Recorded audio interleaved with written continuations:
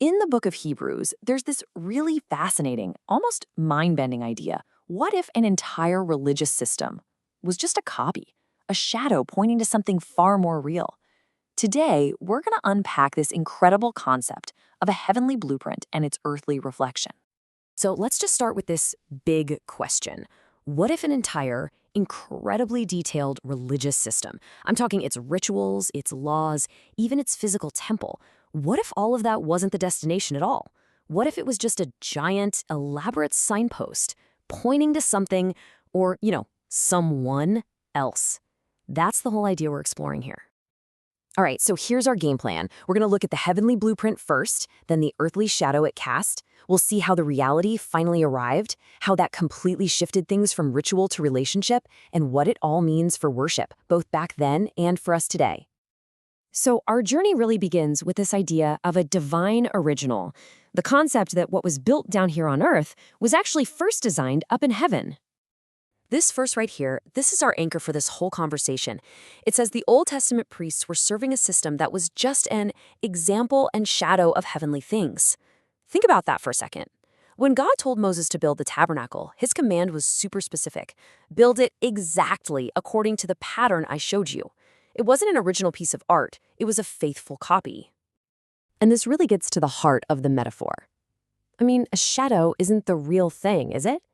But it proves the real thing exists by giving you its outline. The entire Old Testament system, from the tabernacle building to the rituals inside it, was like a physical sketch of a much deeper spiritual reality. It was a pointer, not the point itself.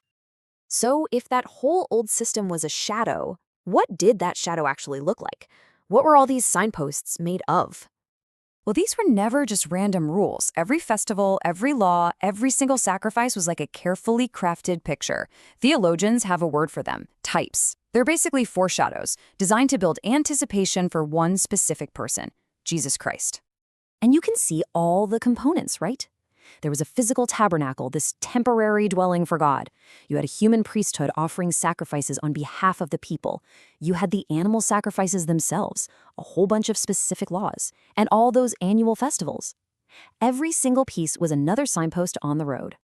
And this, my friends, brings us to the great turning point in the entire story. After centuries of signposts, the destination finally arrives. The message of the New Testament is basically that once Christ arrived, the whole purpose of those signposts was complete. I mean, you don't need the shadow once the substance is standing right in front of you. He is the one to all those pictures and types we're pointing all along. And this is the great exchange. It's the ultimate upgrade. The shadow had temporary earthly priests, but the reality is Christ, our permanent, perfect high priest. The shadow had that physical tabernacle, but the reality is the true sanctuary in heaven. The shadow required endless, repeated animal sacrifices, but the reality is Christ's one final, perfect sacrifice. The entire system pivoted from being a copy to being the original. So what does this all mean for us, practically speaking? This isn't just some abstract theology. It's about a fundamental, game-changing shift in how humanity can relate to God. Which leads us to the most important question, right? If we don't need the earthly tabernacle or the priests anymore, what's left? What's our connection point to God now? The new way is incredibly personal and direct. First, what Christ did removed the barrier to God. It's gone. Second, this means we can enter what used to be called the holiest of holies, the very presence of God, anytime we want, just through prayer. No intermediary needed. And third, God now gives us this internal guide, a personal connection, through His Holy Spirit. And finally, this new personal relationship has huge implications for how we worship, both when we're alone and when we're all together. See, since we now have this direct connection, our pattern for worship isn't found by looking back at the shadows. Nope. Instead, we look forward to the examples set by the apostles in the New Testament. They showed us how to gather together in light of this brand new reality.